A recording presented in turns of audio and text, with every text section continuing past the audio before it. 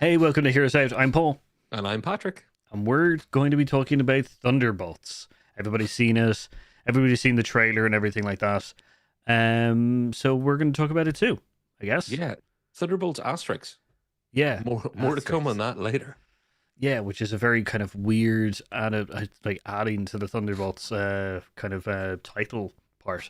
Um, yeah, so we want to talk about the Thunderbolts teaser. We understand that pretty much we did a video a few videos ago that said don't get overhyped about teasers and stuff like that. Either with Minecraft going, everybody's getting mad at a teaser or kind of thing. So we're getting optimistically excited for Thunderbolts. We will wait for another trailer, obviously, to see how good this is because it's very easy to make a teaser trailer look good. Um, so we just But wanted to let you know we but understand. boy, howdy have they. And yeah, look, Paul, I will own the contradiction here. I will happily own the idea that we're completely contradicting ourselves in one way because it's nothing to do with the fact that it's a teaser. It's the fact that it's so good as a teaser, or even if it had been a trailer, compared to, we all the rules apply. Shouldn't read too much into teasers. We can't tell everything, blah blah blah. But when a piece of marketing material is good enough out of the box to make you go a little bit squee inside, it's worth talking about. Well, it's doing its job as a teaser. It's teasing us to get us excited Yeah. about and looking forward to the next trailer, kind of thing. So like it's not overly hypocritical to be us to going, yes, this teaser has worked on us, Yeah. but we're still not going to be like, this is going to be the best movie ever. It's just got elements in it that has made us excited. So that's where we're kind of coming from. And just I see Brian in the chat. Good evening to you, good sir. Not a Marvel fan and is still a proud supporter of this channel even when we cover Marvel stuff. The Thunderbolts as a concept, for anybody who's not deep into all of this stuff, we won't get buried in Thunderbolts and comics and all the rest. But just think of it that everybody that's in that poster, we've seen in other Marvel properties already, but Yeah. they have not been the central hero. Most of the time, they've been the villain or villain turned hero or anti-hero or adjacent to central villain or hero. Yeah. Like this, it's not quite side characters, but it's taking some of the not so goods and putting them together. Some of the like I feel bad saying Bucky's not good because Bucky's good. Bucky's a hero, um, but he has a checkered past. And as for the rest, some of them were just straight up misunderstood villains, really.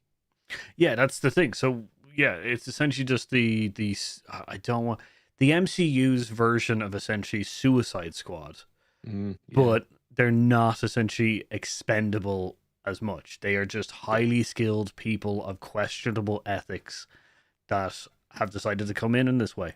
Kind of thing. There is one character that is brand new, which is Bob, which we'll be talking about later. Mm. And but a lot of the characters in these things are a combination of the movies and also TV shows, which is an interesting kind of grouping as well, because we haven't gotten a Mm. lot of TV show and movie combos, a lot, which is going to be interesting. And further kind of encapsulating the whole like TV as part of the overall universe, which is a good thing to say. I like it. And Brian's just commented, good man, Brian, for checking out the trailer, doing your homework as always. Much appreciated. He said, my favorite thing about the trailer is Where's My Mind by the Pixies. And I gotta say, there's never a bad time for that song. No, Never a bad time. not at all. And it fit perfectly. It did indeed. Um, so yeah, so look, Marvel's had a rough time. It's had a rough time for the last while in the tail end of essentially phase four.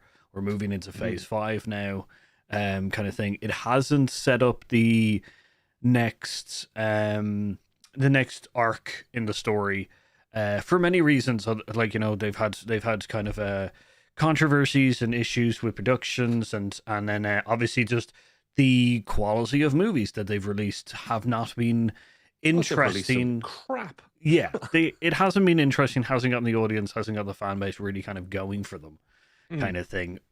Like, so this is probably one of the first movies recently that has really kind of like exploded onto the scene, I guess. Yeah, this is the first thing that I think most people, and you know what, I shouldn't speak for most people. I know for me, with my passing knowledge of the Thunderbolts, knowing, and being a Marvel dude at this point, it's safe to say I don't hide that. I wasn't hugely excited for the Thunderbolts when they were talking about it way back. But then they started talking about who's going to be in it, and I think Florence Pugh is one of the great actors of our generation, and big fan of Bucky, big fan of Sebastian Stan. Just more and more things got better, but at no point was my brain going, "Oh gosh, I cannot wait to see what they do with the Thunderbolts."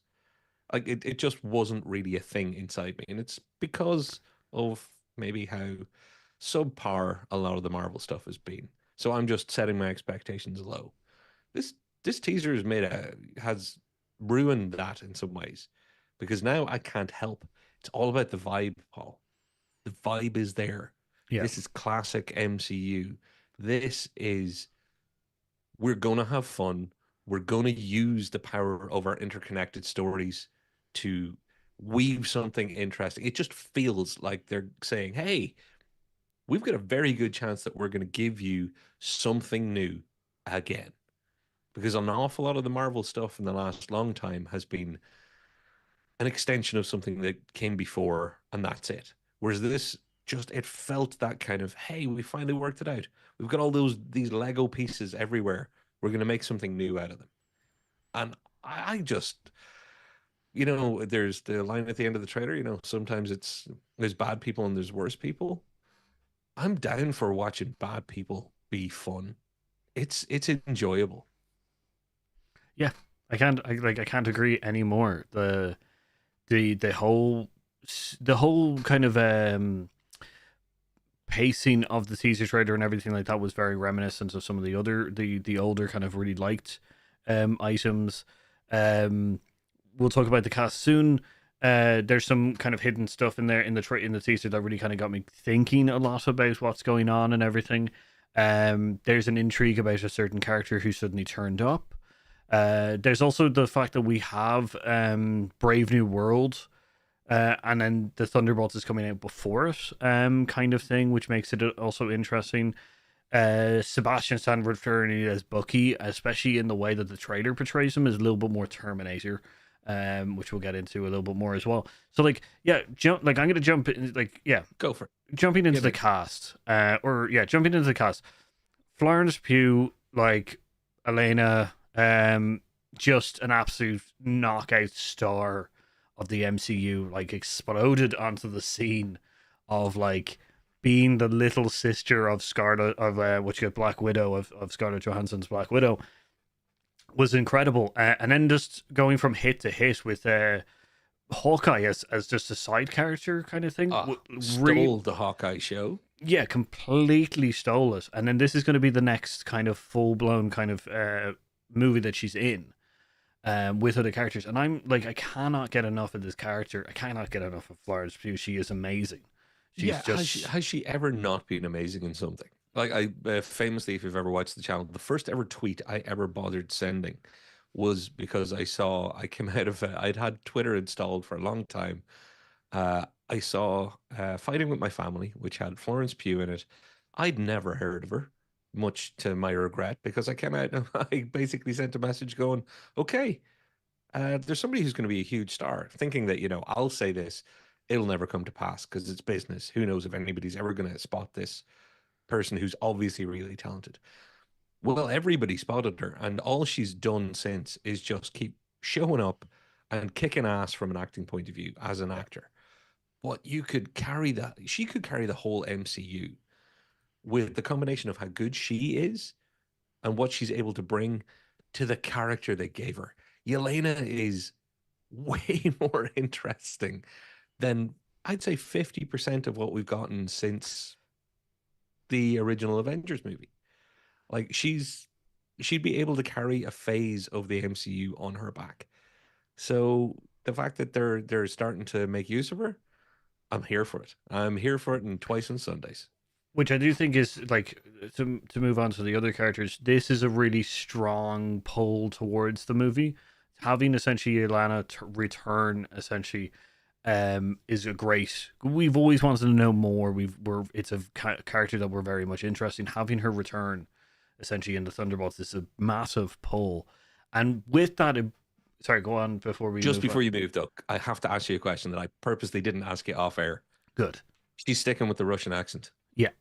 This isn't a Wanda moment where it's like start with accent and then just fade it out so nobody notices, or Hemsworth's eyebrows between Thor 1 and all the other Thors. She's sticking with the accent, and I actually think that what she's done, I think she will stick with the accent while she's in the MCU. Like, obviously, she's a, international spy. She'll be able to put on other accents. But I think when she's playing just Yelena is just being Yelena, I think she'll do it. And I think she's making it work. It doesn't seem like parody. Mm, What do you reckon? Do you think she'll keep it, or for I think comfort's sake, do you think they'll do a bit of a Wanda and no. it'll? No, I don't think they will. I think they'll keep us, and the reason for it is because the speech pattern that the character has when she's playing, when she's being herself, is very particular with the pattern of speech of that region. So it's very important, and it's why David Harbour's Red Guardian is also keeping with the things. It's very particular to their characters and their humor to be able to talk like that. So it's not. I don't think it's parody, and I don't think it's kind of like insensitive or anything like that. I think it's just I think it's just a character with a speech pattern, which makes it her very funny and makes Red Guardian very funny as well. I don't think they're kind of like. I think anyone essentially with the speech pattern, not just the accent, but that particular speech pattern, can pull off the jokes that they do and stuff like that. So I think they're going to keep it in, kind of thing. I hope so. Yeah, and I don't like, but you're right. I think because those two characters are kind of like international people of mystery, they will be able to kind of jump from accent to accent. But I think when they're playing their core character, I think they'll jump back to just being themselves, which is great. Certainly hope so. Yeah. Yeah. So talking about Red Guardian, David Harbour's Red Guardian, Alexa Sazlukov is returning as well. Which is, I chose probably the most neutral photo of him because the other ones are essentially him in his apartment or in his house, just being very kind of like lazy around the house, not working kind of thing. I love him. Black Widow was not the greatest film in the world, and we've talked about it before, but it was worth it. It was so worth it to have not just Pugh, but also Red Guardian played by Harbour. Like he's a big cartoonish, enjoyable lump in so many ways, but you just know that you're able to use a character like that, not just for action and laughs. Any minute you can turn it emotional, and you can have the feels just as quickly. I think David Harbour was inspired casting, and I like again, fucking a character I couldn't have cared less about. Now I'm like, yeah, MCU's future right here. Like that's the interesting thing is Black Widow wasn't the greatest entry in the Marvel universe, but it's introduced a few characters that are really really good and featuring in this. Three of the three of what the cast of five, or main cast of five, are in this movie, which is a very interesting kind of thing. I'm gonna go. So, like, do you have any more things? I think David Harbour's going to be. I think he's going to be a big humor mill kind of thing. So I think he's just going to be enjoyable. The one thing I really can't wait for his character is for him to actually do a stand-up fight, like a proper stand-up fight kind of thing, to show that he's like tank of a man kind of thing. Like he is, he's meant to be as strong as like Captain America and stuff like that. So it'll be really interesting to see him actually portray that combat ability, because we didn't get as much of that in the other movies. Another fan favorite, Bucky Barnes. Ah, yeah. And again, Sebastian Stan, inspired casting. Winter Soldier, Paul, maybe the best movie in all of the MCU, partly because of Sebastian Stan and the Winter Soldier that he played. So Bucky, I think unsung hero as to just how much he contributed from the moment he showed back up in the MCU as the Winter Soldier. Like, obviously he was in Captain America First Avenger, but every entry he had, be it Avengers, Infinity War, etc., he's always adding, never taking away. And you can see that way more than anywhere else in the Disney TV show. that was mildly disappointing. I know we have some varying views on it, The but Falcon Falcon with and Winter Soldier, like the guy carries a lot of weight when it comes to making these properties work. oh yeah, can't agree. Like yeah, his character is so much more complex and so deeper in multiple ways. The Sebastian Stan plays him really really well, and it's unusual to see, like, not to kind of rag on other characters within the MCU, but he is a very deep character that is great to see. He's conflicted all of the time of his past and future and stuff like that. He's constantly, like, trying to get over the trauma of his past as the Winter Soldier, and trying to be good, and then also now trying to live up to the expectations of Steve Rogers, of Captain America, as Bucky Barnes, the sidekick in history of Captain America, part of the Howling Commandos. Like, he's such a difficult role within the world that he's now a secondary symbol kind of thing. I know Falcon has taken on the mantle as Captain America, but Bucky Barnes is always going to Should have been be. Bucky. Hmm? Yeah, Should have been Bucky. like, but so it's Sorry. it's great to have this level of complex of a character in this movie, because, like, if we're going into kind of substitutes and kind of more spycraft and everything like that, there's no one better than the Winter Soldier, than Bucky Barnes, to have involved in this movie. And if you want to prove to you, next time you're watching Civil War, anybody who goes back to watch Captain America Civil War, Winter Soldier is what introduced him. But watch Captain America Civil War and watch how much Sebastian Stan and this character on screen elevates somebody else, like Paul Rudd, like Tom Holland. When he's on screen, even when he's on screen with somebody like Robert Downey Jr., things go up. He brings everything and it gets better. It's a rare thing you can say. It is indeed. So we're going to move on to the third character from the Black Widow group, Taskmaster.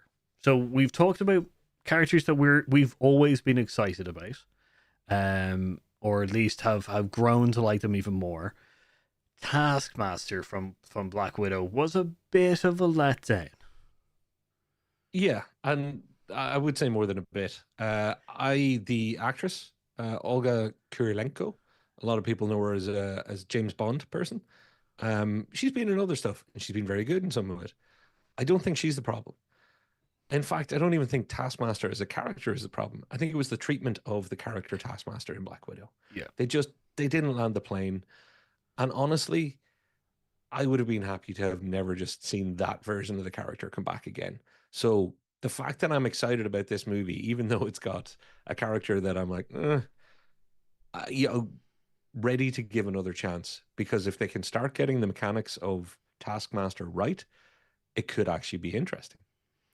That's the thing. That's going to be the really interesting tell, because they have essentially another go at doing the formula right. And it's interesting that in a teaser trailer that we've kind of been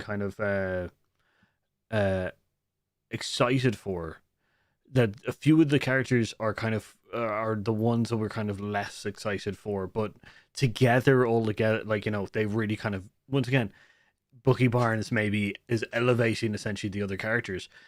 Taskmaster has another shot at being a really good Taskmaster, and once again, you're right. Olga is not the problem. It was just the handling of the character, because it's very difficult, once again, to have, like, essentially a mirror character kind of have their own thing.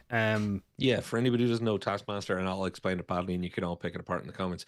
But essentially, Taskmaster's superpower for people on the street is Taskmaster can see what you do and match you. They can fight your style. They can do your thing. So it's very hard to kick your own ass, and that makes Taskmaster a tough one to fight with, because they'll be able to work out what you would do next, which is what they would do next instead. Yeah, so it's a very difficult kind of, they can see your pattern and think before, or do what you were going to do before you do it. So yeah, it's a very interesting kind of pattern. It's very difficult to portray on movies, but I think with a second kind of try at it, they might get it going. Yep. So with that, I'm probably going to go to one of our most disliked characters that in recent years. I know where you're going then. Yeah. Ghost. Never ever wanted to see. And again, this is an actress I'm not that familiar with, but it was Ant-Man and the Wasp for so Ant-Man 2 for a lot of people. Introduced Ghost. Yeah. Hated the character, hated the portrayal. It made me not like the actor themselves or actress.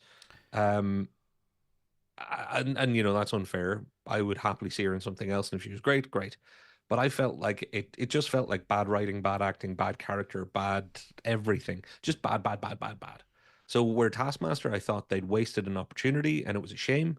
With Ghost, the idea of me sitting through a movie with Ghost in it was never on the radar of good things in my life. It's like, no, I never want to have that character on screen again, ever. Yet this teaser was good enough that, and the rest is good enough to make me think, eh. I'm not going to say that they're going to get a second chance. It's not a second chance to do it right. This one's full rehabilitation for me. It's going to have to be really fixing everything that I disliked about Ghost. Yeah, I remember. So it's Hannah John Carmen. Mm-hmm. Is That's the actress, the yeah. actress's name. I remember her from Killjoys, the sci-fi channel's like TV show, Oh, and she was very she good in good? it. I enjoyed her in that film. So when I heard that she was going to be in Ant-Man 2, I was like, "Oh, this is going to be interesting," kind of thing. The handling of this Wah, character wah. was awful. It was absolutely awful, kind of thing. Right. Like we were meant to feel sorry for this character, kind of thing, and the only reason we felt sorry for them was because that they were in the movie. Like Yeah. that's our problem. Our problem was that we were meant to feel sympathy and regret, and that they were kind of like the subject of a terrible accident and all this kind of stuff, and they've it's all this kind of like sympathy, not villain but like sympathetic villain kind of character, and we just didn't come across. And I definitely think it's the handling of that character with Ant-Man. So once again, they have an opportunity to play it off here as once again another sympathetic character, kind of thing, that may be trying, like, the carrot could be the fact that they actually have a cure or have a way of essentially stopping her from phasing, kind of thing. And that could be the carrot of essentially this is how we control her. This is how we control Ghost, kind of thing. Um, If she's annoying, we're screwed. Because honestly, and I overuse the whole they didn't land the plane. They didn't land the plane on the portrayal of Ghost. But there's some not landings where you crash in a runway. The way they did what they did with that character, and I will include the portrayal of that character, which could have been terrible direction for this poor actor. They crashed the plane into the side of a mountain. mhm. It's not just they didn't land it; they absolutely destroyed it. And I'm actively worried. This is the one case where I'm worried that I still get the shivers of, well, let's hope they don't use her too much, or else they get it right. That's the thing. So, but it's once again interesting that we've got two characters here that they've had bad entries into their arcs, yet we're still kind of going, okay, these are the weak links, but together with the Mm, strong links and also hopefully an overarching good story and a better handling, they could be characters that we actually like, we could learn to like, kind of thing. yeah, I don't know if we're going to learn to love them yet. I think that might take another movie unless they've absolutely slammed those two characters, like, kind of thing. If they've actually nailed them perfectly, kind of thing, is the yeah. only way that we'll love them. But we may like them. At worst, we'll tolerate them. Sorry, not at worst. At like minimal, we'll tolerate them in another movie. At worst, they're just going to continue on with her as disliked kind of characters. Yeah. So I know that we're going to be moving into a break. So, but I want to get one of the last kind of the team characters kind of together, and that is Walker, Texas Ranger. I mean, sorry, John Walker, U.S. agent. Um, So played by Wyatt Russell, Kurt yeah. Russell's son, who is a fine TV actor, is the way I would put it. I don't know if he's got movie written all over him. I don't think Wyatt Russell's terrible. I just don't vibe with him. Uh, The job he had to do with John Walker, he did it. I think it was one of my criticisms at the time. I think a better actor could have done more. Um, I don't really want to bag on the guy. I hope for good things. Where do you land on it, Paul? I think that he was a hard sell in the Falcon and Winter Soldier. Mm. They really slammed his character into it by making him essentially the replacement of Captain America. Mm. I think we were automatically meant to dislike him, kind of Yes. thing. But Yeah. I think that there is elements within the portrayal of the character that made us dislike him in the wrong way. Um, Dislikable whiny is different than dislikable. yeah, kind of. As in, we're meant to dislike him because he's holding the shield, which belongs to either Bucky or Falcon. You know, Mm. but we disliked him because we were just like, oh, this character is just kind of annoying.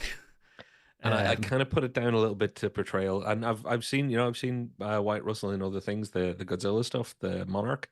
hmm. And he, again, a lot of people said he was brilliant in that. I thought he was fine. And he's a wonderful, wonderful TV actor. I haven't seen him in much except for obviously Monarch as well, and I enjoyed his portrayal of the younger kind of Mm. so like Would you I'm put him in a movie? hmm? Would you put him in a movie? It's a different ball game. So I think yes. Okay, I think I'd put him in good. a movie as an ensemble character. I think Gotcha. this is the Which is perfect. Yeah. This is it, which Yeah. is exactly what this is. So And I hope for the best. I'm not too worried about him being in this movie, but he is a weak link. So we got a few weak links in us. So, but we're gonna jump to a move or to an ad break. We have a few things. We have Bob and a couple of other characters to talk about. We'll be back soon. See you in a sec. You obviously are like two people talking about movies, or you wouldn't even be seeing this ad. Well, don't tell anyone. But Hear Us Out isn't the only choice. You should check out our friends over at It Takes Two podcast. It's a podcast where two people take two films with the same plot or premise, watch and discuss them. Films like Gremlins and Critters, or The Truman Show on EdTV. Lisa and Nick don't stop there though. They get creative and compare some unexpected movies. Some that you don't see the connection until you realise that they can be described in the same way. They launch new episodes every second Tuesday, or Monday if you're in New Zealand. Find them on your favourite podcast service, or check the link in our description down below. That's It Takes Two podcast. Tell them Hear Us Out sent you.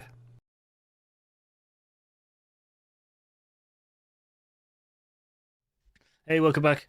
Which is so we've been talking about some of the cast members, some of the worries of the cast members that were from maybe not so good parts of the MCU in the landscape. We're looking at Taskmaster, Ghost, and U.S. Agent or John Walker. Texas Ranger. Yeah, I can't get it out of my head. I'm really sorry. But another character who was kind of introduced in the Black Widow. So jumping back into the cast, we got a few more.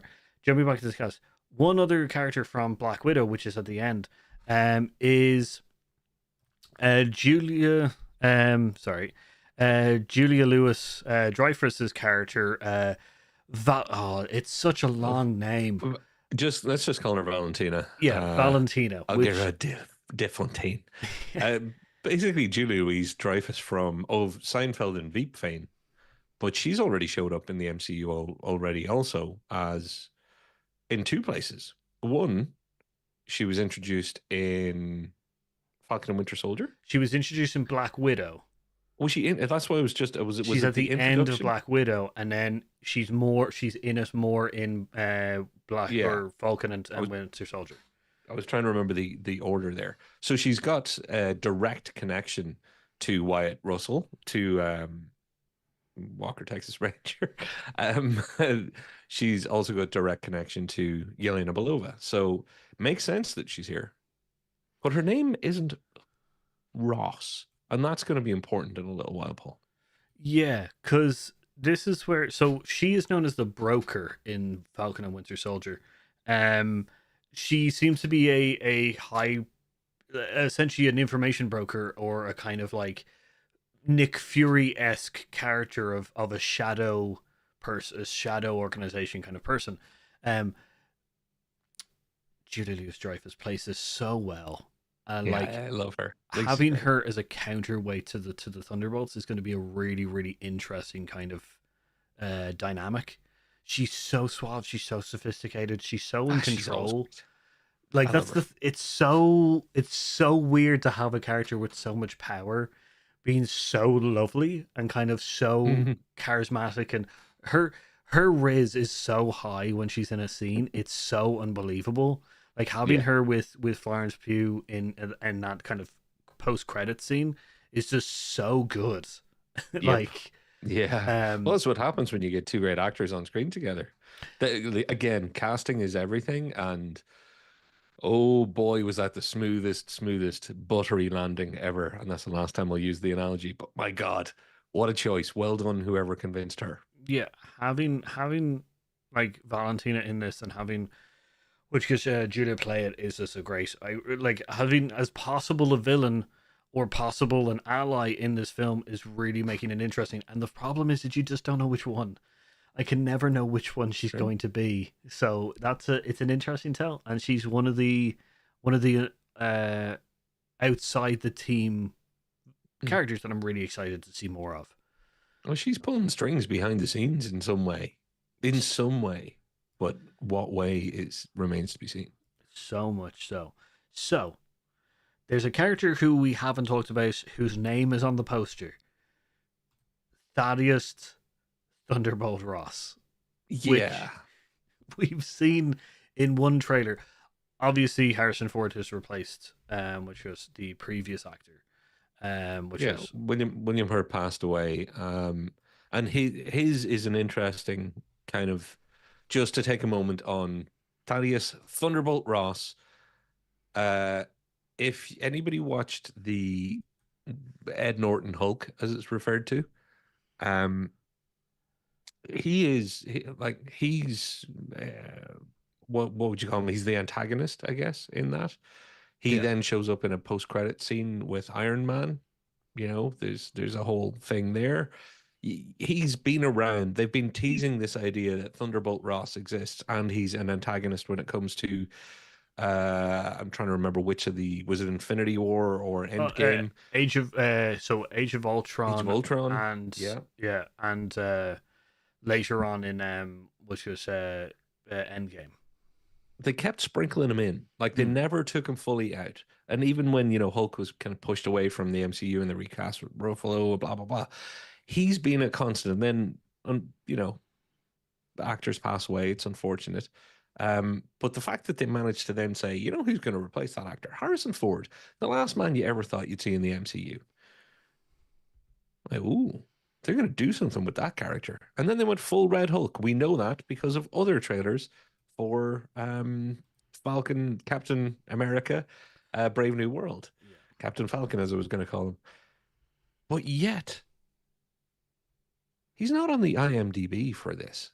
he's not credited yet. Good use of the word yet. So yeah, I my theory is that it involves the asterisks, and that this is the origin story of the Thunderbolts. Yeah. So, That just for anybody who missed it, Thunderbolts, the movie name and title is Thunderbolts with an asterisk at the end, just in case that passed you by, which is a weird thing to do, but a great way to build intrigue. yeah, it really is. It's full of speculation right now. So we think, or like at least the theory is that this is the origin story of the Thunderbolts. That this is going to be the collection of this team who are going to be used as a shadowy kind of team who then turn possibly and eventually are made into the Thunderbolts, because of their usefulness, in this thing. So yeah, I'm interested in seeing if they are going to. They're definitely going to have him in it. They're going to have him in I'll it bet as you, I'll bet you a plate of spicy chips, my friend, that the post-credit scene at the very least has that's what I was Harrison gonna. Ford in it. That's what I was gonna say. I'm gonna say that the post credit scene, if not the end, the very end, the post Mm, credit scene will have him in it. And I think yeah, that's. I think we're gonna have another. We're gonna have another consultant or Avengers kind of like moment in this thing. yeah. Um. So yeah. So onto the last of the cast, which is Lewis Pullman, who is going to be playing Robert Reynolds, not Ryan Reynolds, not Nope. Ryan Reynolds' brother. He's in a different movie. as handsome Deadpool. Handsome Deadpool, indeed. Have you seen that? No, I've heard, but I actually haven't seen that yet. It's you've seen Deadpool and Wolverine, right? Yes, yes, yes. Yeah. So the But credits has him as Ryan Reynolds' twin brother who doesn't exist. yeah, but there's like one of the many bits of other spin-off stuff, as in there was another two this week, I think. Um, Ryan Reynolds is still producing Deadpool and Wolverine Of content, course he is. which is quite incredible. And I think some of it involves handsome Deadpool. Uh, do you know how this young man here introduces himself in the trailer? He introduces himself as Bob. Yes, as Bob. Has he played a Bob before? Uh, I because Lewis Pullman was in Top Gun Maverick, and I'm fairly yeah, sure his call sign was yeah, Bob. yeah. It is. It's And just Bob. then to bring it all even further around, Lewis Pullman is the son of Bill Pullman, which means you've got the son of Bill Pullman in a movie now with the son of Kurt Russell. Somewhere here, I'm gonna start drawing threads again. I'm gonna The make it all work. And Nepo Kevin baby Bacon kind of connects thing. them all.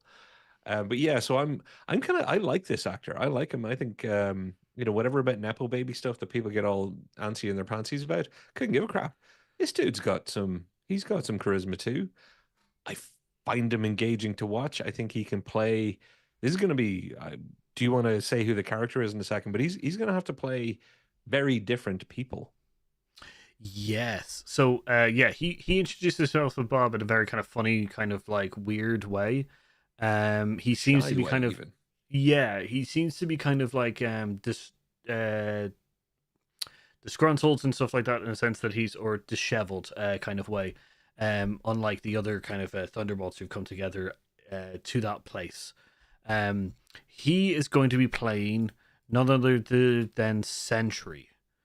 Hmm. Sentry is an interesting character because he took a version of the super soldier serum, just to give you a little bit of background, which gave him the power of 1,000 suns. He is literally, and I mean literally, Marvel's Superman. That's what he I'm so is. glad that you emphasize, not figuratively, No, he is, and it's the whole power of 1,000 suns. Yeah, like he's Marvel Superman. He can fly and the cape and the works. But there's a twist to him. His Clark Kent isn't a Clark Kent, though, is it? yeah, he is his Sentry is described as Superman with Doctor Jekyll and Mister Hyde. That's the best way. I don't want to play off too much. Obviously, people can look it up, Hmm. but I don't want to play off the alter ego too much because I do think that we're going to get these hints of that character a little bit more. But let's say that Mister Hyde is just as powerful as Sentry is, possibly more, and has. I would be interesting. There is a balance system in play here, which I will be very interested in seeing if they do bring it in here, kind of thing. So it'll be interesting. But it's interesting that they've essentially introducing Sentry in this movie, where Robert Reynolds is going to play because we got hints of him being bulletproof, which is the kind of the you see it here the bullet holes in it, and him looking slightly like agitated at Mhm. possibly the indignity of it all. Um, this character is very difficult possibly to play, and I do Mm, think that Lewis Pullman is going to play him well. I hope so. This is a hell of a chance. Like Oscar Isaac got an interesting character in Moon Knight, but you already knew Oscar Isaac had the goods because he's had years of showing that he has the goods. Lewis Pullman's a younger actor, and he's had roles, but this is a chance for him to really step up and be. See, they gave me the real tough job in this room, and I'm pulling it off with great aplomb. Let's hope. Let's hope. I like him, so yeah, I'm down with it. Yeah, it's interesting. So we've got characters that we really enjoy. We've got characters that we don't know how they're going to be in the movie because of pasts, and then we got one character who is completely brand new, which is just the complete X factor of the group, essentially. Yeah. So that's an interesting kind of thing. Um, some interesting scenes in the teaser. We got Gala Party, Yes. which has two banners of the Battle of New York and obviously the scepter of Loki in it. This scene was very telling to me because it has a lot of high official people. We could see a hint of Ross here. We did see a hint Mm, of Bucky in the trailer and stuff. But it's interesting that this could be a very this could be before the scene where they all meet, where which is Valentina and the Thunderbolts all meet. This could be a telling of the plot with Bucky and her. So I'm yeah. interested in that kind of level of things. And I'm with you on that. I had a few other thoughts, but actually when you said that, I'm kind of like, yeah, I think you're on the money there. Yeah, and then we've got Bucky Barnes and his Terminator role. Um, also possibly once again links into that Gala thing that he might be actually hunting Valentina and at odds at first with the Thunderbolts. So it's an interesting kind of dynamic where hopefully eventually they will all come together because I think Well, from Bucky Barnes to Winter Soldier to White Wolf to Terminator Bucky, like why not? I'm here for that as well, simply because no one else is making good Terminator stuff. Why shouldn't he have a little crack for a scene or two? Yeah, the obviously I think we have an idea of what the sequence is from the teaser, as in how it plays out, or at least who's chasing who and in what. Looks like it's going to be fun. Looks like it's going to be exciting. But it's actually one of those things where I'm like, yeah, I cannot wait to see that action scene now. And hmm, usually I'm all about what story are they going to tell. I'm kind of looking forward to this playing out because I think Sebastian Stan always brings it with the action since that very first introduction in Cap and Winter Soldier. It was, yeah, like this one could be a piece, if you know what I mean. This could be a set piece that you're like walking out of the cinema going, and how well did they play that off? You know, you had the whole, whoa, nice, do it, explosions. Because let's face it, we're allowed to like explosions as much as we're allowed to like heartbreaking moments, folks. that's it. I do say that that's the same weapon he used as in his first introduction as well. So that's an Yeah. interesting callback essentially to his past. So Yes. is it possible that the Thunderbolts are actually here to stop? Has Winter Soldier relapsed, or Did uh, somebody say the wrong words in into his ear at some stage? Did he have an alternate wake code? yeah? And then lastly, which is the thing that I just wanted to point out. So the bottom picture is essentially where they first meet, possibly where the Thunderbolts all kind of get collected. There is a lot of crates and armament and stuff like that posted around the thing. I think this is essentially possibly Tony Stark's basement. Mm, Um, not in his house, but possibly in the tower. Essentially, leftovers of the Avengers kind of equipment that may have been left in the tower. But the upper one, very much reminiscent of the tower of Stark Tower or the Avengers Tower, kind of scene where they're all in Age of Ultron, where they're all sitting after the party. This could be rebuilt, which is interesting because this is where they meet Valentina. So yeah. could be looking I, at Thunderbolt good Tower. vibes. I think so. Well, we know New York is going to feature. We know there's going to be something in New York. You're right. It is very Avengers Tower looking, and even the kind of the room that they're collected in. Yeah, you put enough boxes in a room like that, and I do start thinking Stark Tech or could be Hammer Tech for all we know. But yeah, Stark Tech, etc. Um, so I think you've got your making of the team up there, and I again can't wait for it. Just can't wait for it. I hate myself for being captured by a teaser so hard, but I watched it and then instantly watched it again. And I'm after the show, I'm gonna watch it on my TV again.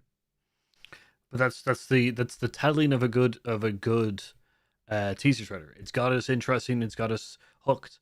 And then the next trailer is obviously going to be a story trailer that we're going to talk about. So that's going to be the next interesting thing is to kind of go maybe find a little bit more about the plot, little bit more why these characters are together, all that kind of jazz. So yeah, I'm my worry is that they don't play off characters that we've had before that haven't played well, as we talked about.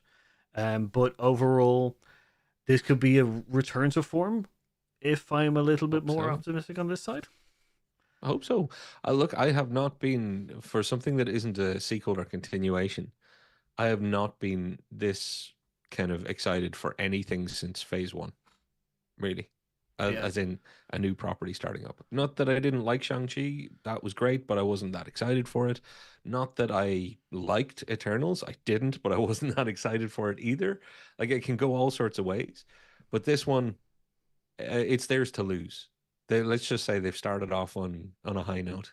If they can keep it going, then 2025 could have at least one very good Marvel movie in it. And I really, really, really hope that that's the case because it could set a tone for we're back on Earth, folks.